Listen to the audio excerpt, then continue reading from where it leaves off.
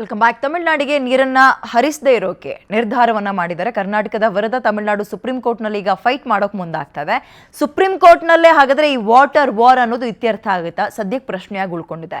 ಈಗ ಅತ್ಯುಗ್ರ ಸ್ವರೂಪವನ್ನ ಪಡಿತಾ ಇರುವ ಈ ಕಾವೇರಿ ಹೋರಾಟ ಏನಿದೆ ಮುಂದಿನ ದಿನಗಳಲ್ಲಿ ಯಾವ ಹಂತಕ್ಕೆ ಹೋಗಿ ನಿಂತ್ಕೊಳ್ಳುತ್ತೆ ಅನ್ನುವಂಥದ್ದು ಒಂದು ಕಡೆ ಪ್ರಶ್ನೆ.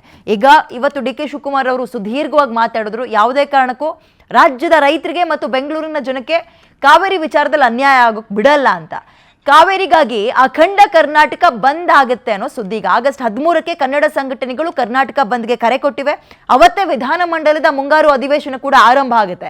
ಸೊ ಕನ್ನಡ ಸಂಘಟನೆಗಳು ಇವತ್ತು ಸಭೆಯನ್ನ ಸೇರ್ಕೊಂಡು ಬಂದ್ ಮಾಡೋದ್ರ ಬಗ್ಗೆ ನಿರ್ಧಾರಕ್ಕೆ ಬಂದಿದ್ದಾರೆ. ಬಂದ್ ಬೇಡ, ಇದರಿಂದ ನಮ್ಗೇನೆ ತೊಂದರೆ ಅಂತ ಕೂಡ ಸಿಎಂ ಡಿ ಕೆ ಶಿವಕುಮಾರ್ ಮನವೊಲಿಸುವ ಪ್ರಯತ್ನ ಮಾಡಿದ್ರು. ಕೇಂದ್ರ ಸಚಿವ HD ಕುಮಾರಸ್ವಾಮಿ ಕೂಡ ಬಂದ್ ಮಾಡಬೇಡಿ ಅಂತ ಕರೆ ಕೊಟ್ಟರು. ಆದರೆ ಕನ್ನಡ ಸಂಘಟನೆಗಳ ಬಂದ್ಗೆ 80ಕ್ಕೂ ಹೆಚ್ಚು ಸಂಘಟನೆಗಳು ಬಂದ್ ಮಾಡಿ ಅನ್ನುವ ಬೆಂಬಲವನ್ನ ಕೊಟ್ಟಿವೆ. ಬೆಳಗ್ಗೆ 6 ಗಂಟೆಯಿಂದ ಸಂಜೆ 6 ಗಂಟೆ ತನಕ ಇಡೀ ಕರ್ನಾಟಕ ಬಂದ್ ಆಗುವ ಚಾನ್ಸ್ ಇದೆ. ಬಂದ್ ಬೆಂಬಲಿಸಬೇಕು ಅಂತ ಜನಕ್ಕೆ ಮತ್ತು ರೈತರಿಗೆ ಕರೆ ಕೂಡ ಕೊಡಲಾಗಿದೆ. ಸೊ ಫಿಲ್ಮ್ ಚೇಂಬರ್, ರಾಜ್ಯ ಸರ್ಕಾರಿ ನೌಕರರ ಸಂಘ, ಹೋಟೆಲ್ ಮಾಲೀಕರ ಸಂಘಗಳು, ಲಾರಿ ಮಾಲೀಕರ ಸಂಘ, ಹಾಗೆ ಆಟೋ ಚಾಲಕರ ಸಂಘ ಆಗಿರ್ಬೋದು, ಕ್ಯಾಬ್ ಚಾಲಕರ ಸಂಘ, ರೈತ ಸಂಘಗಳೆಲ್ಲವೂ ಕೂಡ ಈ ಬಂದ್ಗೆ ಬೆಂಬಲವನ್ನ ಕೊಡ್ತಾ ಇದ್ದಾವೆ. ಹಾಗಾದ್ರೆ ಆಗಸ್ಟ್ 13 ಬಂದ್ ಹೇಗಿರುತ್ತೆ ಅನ್ನುವಂಥದ್ದು ಪ್ರಶ್ನೆ. ಇನ್ನೊಂದು ಬಂದ್ ಮಾಡಬೇಕಾ ಬೇಡವಾ ಅನ್ನೋ ಚರ್ಚೆ ಇನ್ನೂ ಕೆಲವರಲ್ಲಿದೆ. ಈಗ ಬಂದ್ ಆಯಿತು, ವಾಟ್ ನೆಕ್ಸ್ಟ್? ಬೆಳಗ್ಗೆ 6ರಿಂದ ಸಂಜೆ 6 ಗಂಟೆ ತನಕ ಸ್ಕೂಲ್ ಕಾಲೇಜ್ಗಳು ಬಂದು ಯಾವುದೇ ರೀತಿಯ ವ್ಯಾಪಾರ ವಹಿವಾಟು ನಡೆಯೋ ಹಂಗಿಲ್ಲ. ಸರಿ, ಲಾಸ್ ಯಾರಿಗಾಗತ್ತೆ? ಹಾಗಂತ ಬಂದ್ ಮಾಡಲೇಬೇಡಿ ಅಂತಲ್ಲ, ನೀರು ಬೇಕು, ಆಕ್ರೋಶವನ್ನು ವ್ಯಕ್ತಪಡಿಸೋಕ್ಕೆ ಒಂದು ಮಾರ್ಗ ಬೇಕು, ಅದು ಬಂದ್. ಬಟ್ ಅದು ಕೊನೆ ಮಾರ್ಗ ಆಗಿರ್ಬೇಕಲ್ವಾ? ಆರಂಭದಲ್ಲೇ ಬಂದ್ ಅಂದ್ಬಿಟ್ರೆ ಸಮಸ್ಯೆ ಯಾರಿಗೆ? ರಾಜ್ಯದ ಬೊಕ್ಕಸಕ್ಕೆ. ಸಮಸ್ಯೆ ಯಾರಿಗೆ? ವ್ಯಾಪಾರ ವಹಿವಾಟು, ಬೀದಿ ಬದಿ ವ್ಯಾಪಾರ ಮಾಡುವಂಥವ್ರಿಗೆ. ಸಮಸ್ಯೆ ಯಾರಿಗೆ? ಸ್ಕೂಲ್ ಮತ್ತು ಕಾಲೇಜ್ ಮಕ್ಕಳಿಗೆ. ಆ್ಯಂಡ್ ಈ ಬಂದ್ ಮಾಡಿಬಿಟ್ರೆ ಪ್ರಯೋಜನ ಏನು ಅಂತ ಬಂದಾಗ, ಲಾಸ್ ಅಂತ ಬಂದಾಗ ಸಂಪೂರ್ಣವಾಗಿ ಕರ್ನಾಟಕಕ್ಕೆ ನಷ್ಟ. ತಮಿಳುನಾಡಿಗೆ ಇದರಿಂದ ₹1 ನಷ್ಟ ಆಗಲ್ಲ, ಅವ್ರ ಪಾಡಿಗೆ ಅವ್ರು ಇರ್ತಾರೆ. ಹಾಗಾಗಿ ಬಂದೇ ಎಲ್ಲದಕ್ಕೂ ಪರಿಹಾರನ? ಅದನ್ನು ಬಿಟ್ಟು ಬೇರೆ ಇನ್ನೇನಾದರೂ ನಿರ್ಧಾರಕ್ಕೆ ಹೋಗ್ಬೋದಾ? ಡಿ ಕೆ ಶಿವಕುಮಾರ್ ಅವರು ಕೂಡ ಹೇಳ್ತಾ ಇದ್ರು, ನೀವು ನಮಗೆ ಅಧಿಕಾರ ಕೊಟ್ಟಿದ್ದೀರಿ ಅಂದಮೇಲೆ ನಿಮ್ಮ ಹಿತವನ್ನು ಕಾಯೋದು ನಮ್ಮ ಆದ್ಯ ಕರ್ತವ್ಯ.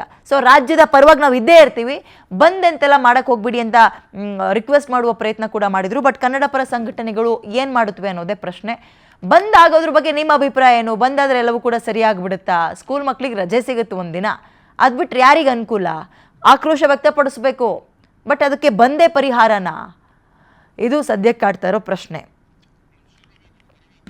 ಓಕೆ, ಕರವೇ ಅಧ್ಯಕ್ಷರು ಶಿವರಾಮೇಗೌಡರು ಈಗ ನಮ್ಮ ಜೊತೆ ಝೂಮ್ ಲೈವಿಗೆ ಜಾಯ್ನ್ ಆಗ್ತಾ ಇದ್ದಾರೆ. ನಮಸ್ಕಾರ ಸರ್, ನನ್ನ ಧ್ವನಿ ಕೇಳಿಸ್ತಾ ಇದೆ ಅನ್ಕೊಳ್ತೀನಿ. ನಮಸ್ಕಾರ ಅಮ್ಮ, ಕೇಳಿಸ್ತಾ ಇದೆ. ಆಗಸ್ಟ್ 13ನೇ ತಾರೀಕು ಬಂದ್ ಅಂತ ತೀರ್ಮಾನ, ನಿಮ್ಮ ಅಭಿಪ್ರಾಯ ಸರ್? ಎಲ್ಲರೂ ಒಗ್ಗಟ್ಟಾಗಿದ್ದಾರಾ? ಕನ್ನಡ ಪರ ಸಂಘಟನೆಗಳೆಲ್ಲವೂ ಸೇರಿ ಬಂದ್ ಮಾಡ್ತಾ ಇರೋದಾ? ಸಾಂಘಿಕವಾದ ಹೋರಾಟ ಅಂದ್ರೆ ಬಹಳಷ್ಟು ಬಹುತೇಕ ಶೇಕಡವಾರು 90ಕ್ಕೂ ಹೆಚ್ಚು ಸಂಘಟನೆಗಳು, ರೈತ ಪರ ಸಂಘಟನೆಗಳು, ಕಾರ್ಮಿಕರು ಎಲ್ಲರೂ ಸಹ ಬೆಂಬಲ ವ್ಯಕ್ತಪಡಿಸೋದು. ಯಾಕೆ ಅಂದ್ರೆ ನೀವು ಹೇಳಿದ್ರಲ್ಲ, ಆಕ್ರೋಶವನ್ನು ವ್ಯಕ್ತಪಡಿಸೋದು ಹೇಗೆ? ನಾವೇನ್ ನಾಳೆನೆ ಬಂದ್ ಮಾಡ್ತಿಲ್ಲ, 13ನೇ ತಾರೀಕು ಇನ್ನು 13 ದಿವಸ ಇಟ್ಕೊಂಡಿದೀವಿ. ಅಲ್ಲಿವರೆಗೂ ಸರ್ಕಾರದ ನಡವಳಿಕೆಗಳು ಯಾವ ತರ ಇರ್ತದೆ ಸರ್ಕಾರ ತಿದ್ಕೋಬಹುದಲ್ಲ. ಸರ್ಕಾರ ಒಂದ್ ರೀತಿಯಲ್ಲಿ ತಿದ್ಕೊಂಡ್ರೆ ನಾವು ಅದನ್ನ ಯಾವ ಬೇಕಾದ್ರೆ ಪರಿಶೀಲನೆ ಮಾಡೋಣ. ಅದೇ ಆಕ್ರೋಶ ಹೇಗೆ? ಸುಮ್ನೆ ಮನೇಲಿ ಕೂತ್ಕೊಂಡ್ರೆ ಆಗತ್ತಾ? ಬೀದಿಗೆ ಇಳಿಲೇಬೇಕು. ಬೀದಿಗೆ ಇಳಿಬೇಕು ಅಂದ್ರೆ ಹೆಂಗೆ? ಒಂದು ಹೋರಾಟದ ಶಕ್ತಿಯನ್ನ ತೋರಿಸ್ಬೇಕು. ಆ ಹೋರಾಟ ಶಕ್ತಿ ಭಾವನೆ, ನಮ್ಮ ಭಾವನೆ ವ್ಯಕ್ತಪಡಿಸ್ಬೇಕು. ಅಂದ್ರೆ ಬಂದ್ ಅನ್ನೋದು ಒಂದು ಅಂಶ, ಪರಿಹಾರ ಅಲ್ಲ. ಬಂದ್ ಅನ್ನೋದು ಒಂದು ಅಂಶ. ಇದು ಯಾರಿಗಾದ್ರು ನಮ್ಮ ಸಂದೇಶವನ್ನು ಕಳಿಸ್ಬೇಕಾದ್ರೆ, ಆ ತೀವ್ರತೆಯನ್ನು ಕಳಿಸ್ಬೇಕಾದ್ರೆ ಇಂಥವೆಲ್ಲ ಬೇಕಾಗತ್ತೆ. ಸರ್ಕಾರ ಸಮಯ ಇದೆ ಅಷ್ಟ್ರಲ್ಲಿ ತಿದ್ಕೊಳ್ಬೇಕು ಅಂತ ಹೇಳಿದ್ರಿ. ಸರ್ಕಾರ ಎಲ್ಲೆಡವುತು ಅಂತ ನಿಮ್ಗೆ ಅನಿಸ್ತಾ ಇದೆ? ಏನ್ ತಿದ್ಕೋಬೇಕು ಅವ್ರು ಸದ್ಯಕ್ಕೆ ಅಂತ ನಿಮ್ಮ ಅಭಿಪ್ರಾಯ? ಎಲ್ಲಿ ಎಡುತ್ತು ಅಂದ್ರೆ, ಈ ನ್ಯಾಯಮಂಡಳಿ ಮತ್ತು ಕಾವೇರಿ ನೀರು ಹಂಚಿಕೆ ಸಮಿತಿ ಇದೆಯಲ್ಲ, ಅಲ್ಲಿ ನಮ್ಮ ನಾಡಿನ ವಾಸ್ತವ ಸ್ಥಿತಿ KRS ಅಲ್ಲಿ ಏನಿದೆ, ಯಾವ ತರ ಇದೆ ಅಂತಕ್ಕಂಥ ಸಮಗ್ರವಾಗಿ ಮಂಡಿಸೋದ್ರಲ್ಲಿ ವಿಫಲ ಆಯ್ತೇನೋ ಅನ್ನೋ ಒಂದು ಅನುಮಾನ ಬರುತ್ತೆ. ಮತ್ತೆ ಅವರು ಸಹ ಸರಿಯಾಗಿ ಪರಿಶೀಲನೆ ಮಾಡ್ದಲೆ, ಯಾವುದೋ ವಾಸ್ತವ ವರದಿಯನ್ನು ತೆಗೆದುಕೊಂಡಲೆ ಸುಮ್ಮನೆ ಏಕಾಏಕಿ ಈಗ 16 TMC ನೀರಿದೆ, 6 TMC ನೀರು ಅದು ಉಪಯೋಗಕ್ಕೆ ಬರೋದಿಲ್ಲ, ಅಲ್ಲೇ ಸ್ಟೋರೇಜು. ಇನ್ನು 10 TMC ಅಲ್ಲಿ ಬೆಂಗಳೂರಿಗೆ 4-5 TMC ನೀರು ಬೇಕು ಕುಡಿಯೋದಕ್ಕೆ. ಇನ್ನು 5 TMC ನೀರು ನಮ್ಮ ರೈತರಿಗೆ ಬೇಕಾಗತ್ತೆ, ಅದು ಅಲ್ಲೂ ಕುಡಿಯೋದಕ್ಕೆ ಅಷ್ಟೇ. ಈ ವ್ಯವಸ್ಥೆಯಲ್ಲಿ ಇದ್ದಾಗ ಈ ಒಂದು ವಾಸ್ತವಾಂಶನ ತಿಳಿಸೋದ್ರಲ್ಲಿ ಯಾಕೆ ವಿಫಲ ಆಯ್ತು ರಾಜ್ಯ ಸರ್ಕಾರ? ಈಗಲಾದ್ರೂ ಸುಪ್ರೀಂ ಕೋರ್ಟ್ ಹೋಗೋ ಒಂದು ಅವಕಾಶ ಇರೋದ್ರಿಂದ ಸರಿಯಾದ ರೀತಿಯಲ್ಲಿ ಗಂಭೀರವಾಗಿ ಮುತುವರ್ಜಿ ವಹಿಸಿಕೊಂಡು ಯೋಗ್ಯವಾದ ನ್ಯಾಯವಾದಿಗಳಿಟ್ಟು ವಾಸ್ತವ ಸ್ಥಿತಿನ ಅರಿವು ಮೂಡಿಸಿ ನ್ಯಾಯವನ್ನ ಪಡ್ಕೊಳ್ಳೋದು ಸರ್ಕಾರ ಕೆಲಸ ಮಾಡಲಿ ಅನ್ನೋದಕ್ಕೆ ಈ ಪ್ರಕ್ರಿಯೆಗಳು ನಡೀತಾ ಇದೆ. ಇನ್ನು ಒಟ್ಟು 14 ದಿನಗಳೇನೋ ಸಮಯ ಸಿಗುತ್ತೆ ಸರ್ಕಾರಕ್ಕೆ. ಸರ್ಕಾರ ಕೂಡ ಕನ್ವಿನ್ಸ್ ಮಾಡ್ತಾ ಇದೆ, ನಾವು ರಾಜ್ಯದ ಹಿತವನ್ನೇ ಕಾಯ್ತೀವಿ, ಬಂದೆ ಎಲ್ಲದಕ್ಕೂ ಪರಿಹಾರ ಅಲ್ಲ, ನಮ್ಮ ಜೊತೆ ಕೈ ಜೋಡಿಸಿ ಸರ್ವ ಪಕ್ಷಗಳ ಸಭೆ ಮಾಡ್ತೀವಿ, ಸಾಧ್ಯ ಆದ್ರೆ ಕನ್ನಡ ಪರ ಸಂಘಟನೆಗಳು ಮತ್ತು ರೈತರ ಜೊತೆಗೂ ನಾವು ಮಾತಾಡ್ತೀವಿ ಅಂತ ಚೇಂಜಸ್ ನಿರೀಕ್ಷೆ ಮಾಡ್ಬೋದಾ ಅವಾಗ? ಯಾವ ರಾಜಕಾರಣಿಗಳು ಇವತ್ತರೆಗೂ ಬಂದ್ ಮಾಡಿ ಅಂತ ಹೇಳಿಲ್ಲ, ಉದಾಹರಣೆಗಳಿಲ್ಲ. ದೇವೇಗೌಡರ ಆದಿಯಾಗಿ ಇವತ್ತರೆಗೂ ಬಂದಿರೋರ್ಗೂ ಕಾವೇರಿ ನೀರನ್ನ ಬಿಟ್ಟಿರೋ ಇತಿಹಾಸವೇ ಜಾಸ್ತಿ. ಇವ್ರ ಮಾತುಗಳಲ್ಲಿ ಯಾವತ್ತೂ ನೀರು ಬಿಡಲ್ಲ ಅಂತ ಬಿಟ್ಟಿರ್ತಕ್ಕಂಥ ನಿದರ್ಶನಗಳು ಎಷ್ಟು ಬೇಕು. ಆ ಭಯ ಇರೋದ್ರಿಂದ ನಾವು ಹೋರಾಟಗಾರರು ಇಲ್ಲೂ ಎಲ್ಲೂ ದಾರಿ ತಪ್ಪಿಡ್ತಾರೋ ಅನ್ನೋದ್ರೆ ಮುನ್ನೆಚ್ಚರಿಕೆಯಾಗಿ ತೀವ್ರತರವಾದ ಒಂದು ಹೋರಾಟದ ದಾರಿನ ತೋರಿಸ್ತಾ ಇದೀವಿ ಅಷ್ಟೇ. ನಮ್ಮ ಭಾವನೆಗಳು ಒತ್ಕೊಡ್ಲಿ. ಇವಾಗ ಸರ್ವ ಪಕ್ಷಗಳ ಸಭೆಯಿಂದ ಯಾರಿಗೆ ಲಾಭ? ಸರ್ವಪಕ್ಷ ಸಭೆಯಲ್ಲಿ ಯಾರು ಇರಬೇಕು?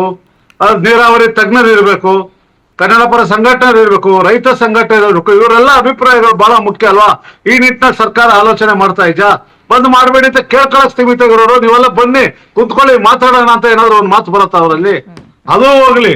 ಏನು ಈ ಬಂದ್ ಯಾವುದರ ವಿರುದ್ಧ ಸರ್? ನೀರ್ ಸಿಗ್ತಾ ಇಲ್ಲ ಅನ್ನೋ ಆಕ್ರೋಶ ಹೌದು, ಸರ್ಕಾರದ ವಿರುದ್ಧ ಕೂಡ ಹೌದಾ? ಸರ್ಕಾರ ನಿಮ್ಗೆ ಹೇಳದ್ನಲ್ಲ, ಸರಿಯಾದ ರೀತಿಯಲ್ಲಿ ಎಲ್ಲ ಒಂದ್ ಕಡೆ ಈ ನ್ಯಾಯ ಮಂಡಳಿ ಮತ್ತು ನ್ಯಾಯ ಸಮಿತಿ ಇರೋದು, ಅನ್ಯಾಯ ಮಂಡಳಿ ಅನ್ಯಾಯ ಸಮಿತಿಗೆ ಸರಿಯಾಗಿ ಪಾಠ ಕಲಿಸೋ ನಿಟ್ಟಿನಲ್ಲಿ ಸರ್ಕಾರ ವಿಫಲವಾಗಿದೆ. ವಾಸ್ತವಾಂಶವನ್ನ ತಿಳಿಸೋದ್ರೆ ಅವೆಲ್ಲ ಸರಿಯಾದ ರೀತಿಯಲ್ಲಿ ಇಲ್ಲಿ ಈಗಿನ ಪರಿಸ್ಥಿತಿಯನ್ನು ತಿಳಿಸಿದ್ದಾಗಿದೆ. ಈ ತೀರ್ಪು ಬರಕ್ ಸಾಧ್ಯವಾಗ್ತಿತ್ತ?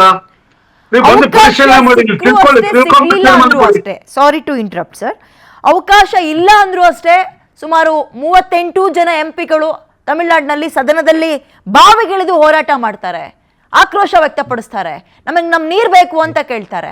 ನಮ್ಮ ಒಬ್ರು MP ಅಲ್ಲಿ ಹೋಗಿ ಮಾತಾಡಲ್ಲ. ಇದ್ರ ಬಗ್ಗೆ ಯಾಕೆ ಕನ್ನಡ ಪರ ಸಂಘಟನೆಗಳು ಇಲ್ಲಿ ತನಕ ಹೋರಾಟ ಮಾಡೋದು, ಪ್ರಶ್ನೆ ಮಾಡೋದು? ನೀವು ಧ್ವನಿ ಎತ್ತಿಲ್ಲ ಈ ಸಲ ಸದನದಲ್ಲಿ ಅಂದ್ರೆ ರಾಜ್ಯದಲ್ಲಿ ಪರಿಣಾಮ ಎದುರಿಸಬೇಕಾಗುತ್ತೆ ಅಂತ ವಾರ್ನಿಂಗ್ ಕೊಡೋದು ಯಾಕೆ ಮಾಡಲ್ಲ ಕನ್ನಡ ಪರ ಸಂಘಟನೆಗಳು? ಒಂದು ಕುತೂಹಲ. ನಮ್ಮ ರಾಜಕಾರಣಿಗಳಿಗೆ ಪ್ರಾದೇಶಿಕ ಇಚ್ಛಾಶಕ್ತಿ ಮೊದಲು ಇಲ್ಲ. ಹೈಕಮಾಂಡ್ ಗುಲಾಮರಾಗಿ ವರ್ಸೋದು. ಹೈಕಮಾಂಡ್ ಕರೆದ್ರೆ ಡೆಲ್ಲಿಗೆ ಹೋಗಿ ಪ್ರತಿಭಟನೆ ಬೀದಿಲಿ ಕೂತ್ಕೋತಾರೆ ನಮ್ಮ ಮುಖ್ಯಮಂತ್ರಿಗಳು. ಈಗಿರೋ ಪರಿಸ್ಥಿತಿಲಿ ಯಾವ ಸಂಸದನಿಗೆ ಈ ವಿಷಯದಲ್ಲಿ ನಾವು ರಾಜ್ಯದ ಹಿತಾಸಕ್ತಿ ಮುಖ್ಯ ಅಂತ ಹೇಳುವಂತ ಒಬ್ಬ ಸಂಸದನ್ ತೋರಿಸಿ ನೋಡೋಣ. ಆ ಸಂಸದರಿಗೆ ಪ್ರೆಷರ್ ಕ್ರಿಯೇಟ್ ಮಾಡುವ ಸಿಚುವೇಶನ್ ನೀವ್ ಯಾಕೆ ರೆಡಿ ಮಾಡಲ್ಲ ಅಂತ? ಅದು ಈಗ ಮುಂಗಾರು ಅಧಿವೇಶನ ಆರಂಭ ಆಗಿದೆ ಸರ್, ಮಾನ್ಸೂನ್ ಸೆಷನ್ ಆರಂಭ ಆಗಿದೆ. ಅದಕ್ಕಿಂತ ಮುಂಚೆನೆ ಕೇಳ್ರಪ್ಪ, ಇಲ್ಲಿ ನಮ್ ರಾಜ್ಯದ ಪರವಾಗಿ ಮಾತಾಡ್ಬೇಕು, ಮಳೆ ಇಲ್ಲ, ಬರಗಾಲ ಇದೆ, ಧ್ವನಿ ಎತ್ತಿ, ನೀವು ಧ್ವನಿ ಅಡಗೋಗಿದ್ಯಾ ನಿಮ್ಗೆ? ಈ ಪ್ರಶ್ನೆಗಳನ್ನು ಯಾಕೆ ಬಿಡಲ್ಲ? ನಾವು ಪವಿತ್ರವಾದ ಮತದಾನ ಮಾಡಿ ಅವ್ರನ್ನ ಕೆಲ್ಸದೇನಕ್ಕೆ ನೀವು ಕುತ್ಕೊಳ್ಳಿ ಅಂತ ಕೇಳಿಸ್ತೀವ? ಅದನ್ನೇ ಮಾಡ್ತಾ ಇರೋದಲ್ವಾ ಅವರು? ಏನ್ ಮಾಡ್ತಿದಾರಮ್ಮ? ಎಲ್ಲಿ ಪ್ರೋಗ್ರೆಸ್? ಏನಾದ್ರು ಉತ್ತರ ಕೊಡಿ, ಏನಾದ್ರು ಮಾಡ್ತಾ ಇದಾರ ಅವರು? ಅದೇ ಅದ್ ಮಾಡ್ತಾ ಇಲ್ಲ, ಅದನ್ನೇ ಕೇಳ್ತಾ ಇರೋದು ಸರ್. ಅದು ಮಾಡ್ತಾ ಇಲ್ಲ. ಅದನ್ನ ಎಚ್ಚರಿಕೆ ಕೊಡುವ ಕೆಲಸಗಳು ಕನ್ನಡ ಪರ ಸಂಘಟನೆಗಳಿಂದ ಆಗಿದ್ರೆ ಬಹುಶಃ ಒಂದ್ ಸ್ವಲ್ಪ ಭಯ ಇರ್ತಾ ಇತ್ತು ರಾಜ್ಯದ ಮೇಲೆ, ರಾಜ್ಯದ ಜನರ ಮೇಲೆ ಗೌರವ ಇರ್ತಾ ಇತ್ತು. ಇಲ್ಲ, ಹಿಂದೆ ಎಲ್ಲಾ ಸಂಸದರು ಮನೆ ಮುಂದೆ ಹೋಗಿ ಹೋರಾಟಗಳು ಮಾಡಿದ್ದೀವಿ.